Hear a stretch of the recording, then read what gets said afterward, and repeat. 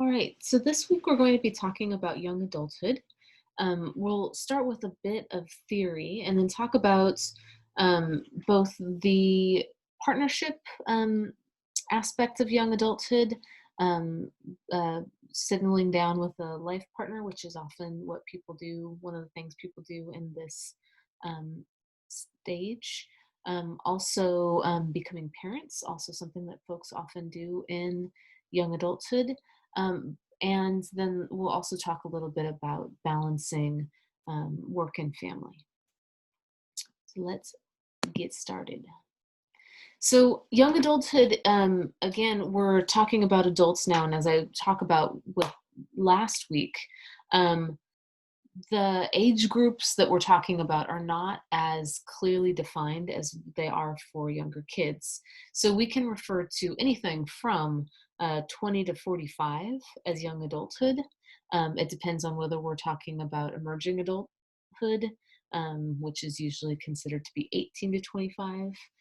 So the edges of when young adulthood happens in terms of your chronological age are a little bit fuzzy. But this is like a lot of the other adulthood stages that we'll talk about later in the course. Um, this is more about our social clock, right? So, are you taking on the roles that people associate with young adulthood in your community?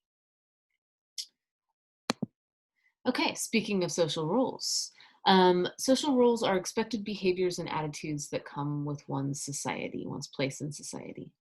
Um, Historically, people have talked about development in adulthood as adding or subtracting roles.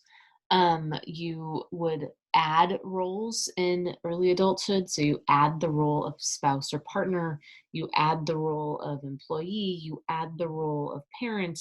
And then as you age, you kind of shed roles or get rid of roles. So when you retire, you lose the role of employee. When your kids move out of the house, you lose the role of parent. When if you are widowed, you lose the role of spouse or partner. However, a lot this the thinking is mostly changed on this in developmental psych, which I think is a good thing. Um, in that we are no longer thinking of these roles as either gained or lost, but as changing, right? So once you have become a parent, you are still a parent for the rest of your life. Um, but how that feels and the way that manifests in your behaviors and what that relationship looks like, how much time and energy that takes on the daily, all of that changes across your lifespan. So these focusing on the transitions in the roles, not gaining or losing so much as transitioning, um, may tell you more about where people are at. Maybe a more useful or instructive way of thinking about social roles. The other thing to focus on, particularly for those of you who are interested in clinical applications, is that the way we transition into a role may inform the way that we see that role. So if we have a traumatic or a really challenging transition into the role of employee, into the role of parent, that this may inform how we feel about both our ability to be to excel in that role, whether we resent the role, whether we feel good about it, um, what the parameters are, what we think the role includes, right? So we, in transitioning into a role, we're often defining it for ourselves and the folks around us. Um, the other thing, and particularly important for this specific age group in young adulthood, is that some role transitions inform or influence other role transitions or other roles that you presently hold. So, starting a new job or becoming a parent may influence your partnership with a spouse or your career, right? These seem like no duh things, but when we're talking about how we are understanding our roles and what kind of influence that has on our development, it's important to see how they are informing one another, right? And again, for social roles, we really are focusing on the social clock rather than a biological or chronological clock, um, to talk about our moving through these social roles in adulthood. Okay, so thinking back to what we talked about last week, and roles in emerging adulthood, um, we're moving from emerging adulthood or adolescence, depending on how you want to think about it.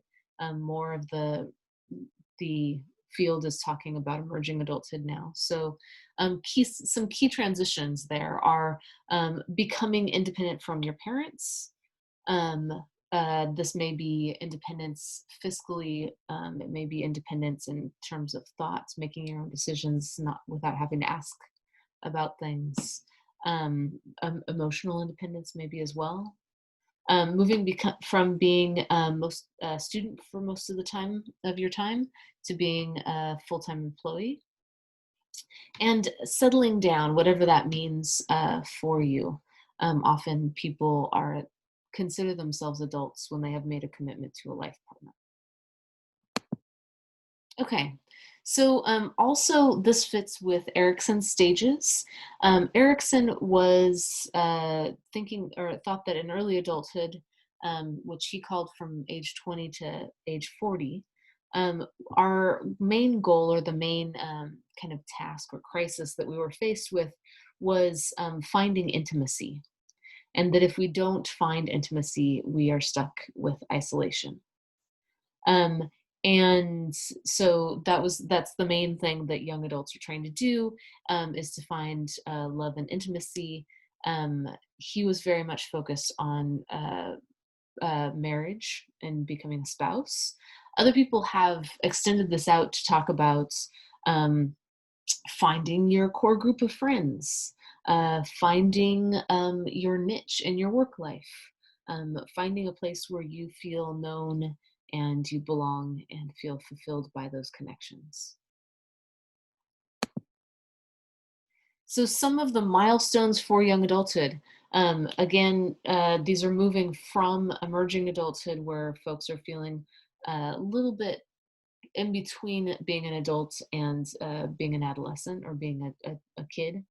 In young adulthood, folks respond that they feel a responsibility for themselves. They can make independent decisions. They are financially independent. Again, this is historically associated with marriage, children, and a stable career.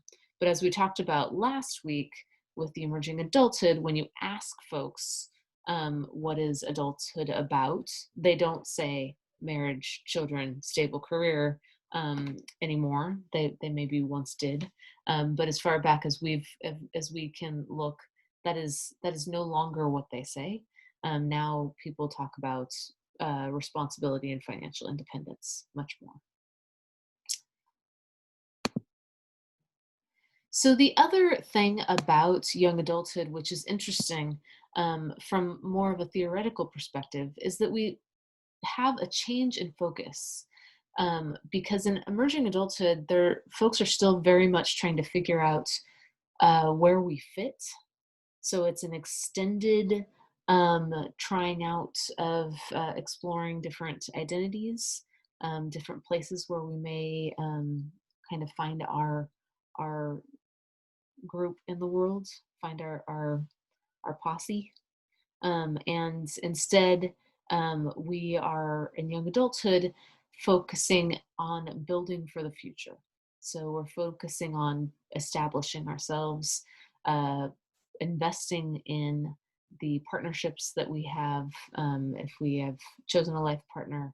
Um, we also see folks change in their relationship to parents, becoming more independent.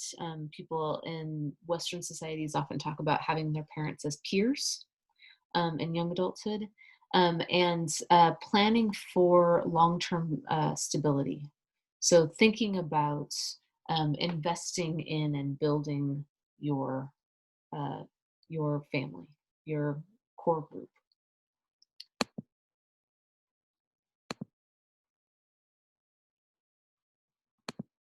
Okay. So we're going to stop there and we'll come back in the next video and talk a little bit about those partnership relationships and settling down.